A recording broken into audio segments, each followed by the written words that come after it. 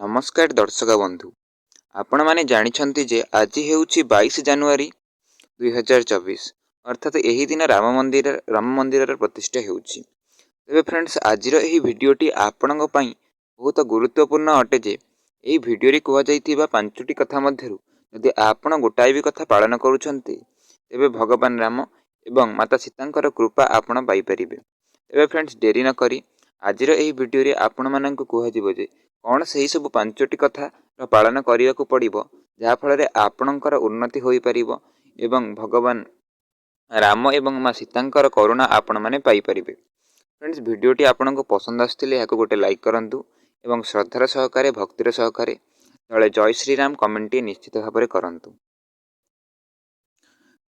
एबे friends dairy न करी आसंतु आमे जानी रखिबा जे कौन से पांचटी कार्य जहाँकु कि आमे करिबार अछि एही 22 जनवरी दिन। तेबे फ्रेंड्स नंबर 1 रे जो जिनिस रहउछि ता हेउछि दीप। फ्रेंड्स एही दिन दीपावली ठारू आदौ कम नुहे। जेपरि आमे दीपावली को पालन करिथाउ ठीक सेही बळी आज मध्य पालन करिबा पई पड़िबो एवं कुआ जाइछि जे जदि आपण पांचटी दीप घरर विभिन्न स्थान रे लगाउछंती तेबे एहा आपणक पई खूब भल रहिथाय। घरर अंधकार दीप माने दूर करिथांती जहा फल आपणक घर को एक सकारात्मक चेतनार वृद्धि होइथाय एवं आपणक परिवार थिबा व्यक्ति विशेष माने एक सकारात्मक चिंतार रही था जहाँ फल आपणकर आपणक परिवार उन्नति होता है। तेणु आपण मन करी निज घरर मुख्य द्वार एवं निज ठाकुर घरे निहाती भाव में दीपटीए जालतु।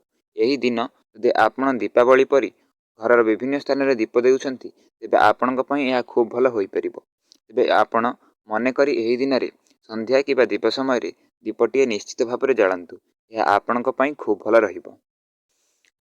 नंबर 2 रे जो कार्य रहुछि ता हेउछि आपण 22 जनवरी दिन सकाळु स्नान करिबा परे आपणक घरर मुख्य द्वार रे एक पितळ नोटाटी को नेबे एवं एथिरे किछि जल भर्ती करिवे एवं एही नोटाटी को आपण मुख्य द्वार रे रखिबा पूर्वरु एहा तळे किछि अरुआ चाउଳ किंबा धानटी को देबे एवं एही लोटारे एक सिंदूर रे ओम लेखिबे एवं एहा ऊपर एक आंब डाळुआटी को देबे एवं पूजा करी एहा को छाड़ी देबे।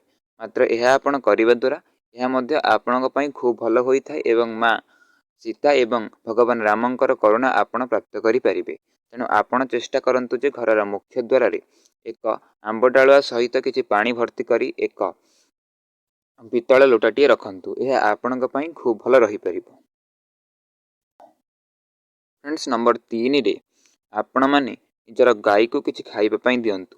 आपणक घर तियारी प्रथम रुटी गुड़ किंबा मिश्री एभली मीठा जातीय खाद्य आपण जदि आपणक गाई को खुआई देउछंती तेबे एहा मध्य आपणक पई खूब भल हटे। एही पवित्र दिन रे आपण थरुटे एहाकु करिके देखंतु निश्चित भाव में वर्ष सारा आपण एथिरु लाभ पाई परिबे। आपणकर किंबा आपणक आखपाखरे जेउ भी गाई चरुछंती सेमानंकु आपण रुटी गुड़ आदि खुआई दियंतु। यह आपणक पई खूब भल रही परिबो। नंबर 4 रे जदि आपणक घरे माता सीता एवं भगवान राम हनुमान एमानंकर फोटो अछि तेबे निश्चित भाव में एही दिन सेमानंकु स्मरण करंतु एवं पूजा करंतु। प्रातः समय स्नान करी आपण जदि एमानंकर पूजा अर्चना करूछंती तेबे आपण मानिके चलंतु जे एही दिन ठारू पवित्र दिन आ कोनोसी दिन नुहे। तेणु आपण जदि रामंकु एही दिन पूजा करूछंती तेबे आपणक मनरे एवं आपणकर एवं आपणक परिवारर लाभ होई परिबो। थरुटिए आपण आपणक ठाकुर घरे बसी स्नान करी पूजा आराधना करंतु। एही दिन अति पवित्र दिन होई थाए। मात्र थरुटिए याकु कले आपणक पई खूब भल रहिबो।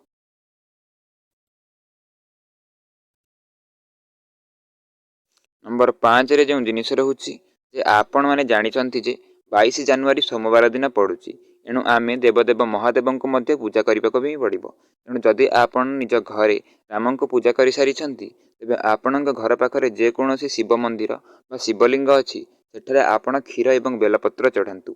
आपण एतिकी कले आपणकर सबु दुख कष्ट दूर होई जिवो एवं जहाँ भी किछि ग्रहरिष्ट आपणकु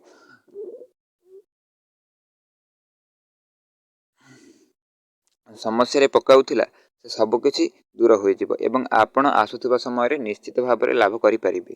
फ्रेंड्स एही वीडियो रे कुआ जायतिबा पांचटी कथा गोटे कथा जदि आपण एही 22 जनवरी रे पालन करूछंती तेबे एहा आपणक भविष्यत को आलोकमय करिदेबो। फ्रेंड्स आपण मानिके चलंतु जे गोटे कथा पालन करिबा द्वारा आपणकर सब लाभ आपण पाई परिबे। वीडियोटी पसंद आस्तिले तळे जय श्रीराम निहाती भाव में कमेंट करि रखंतु। धन्यवाद।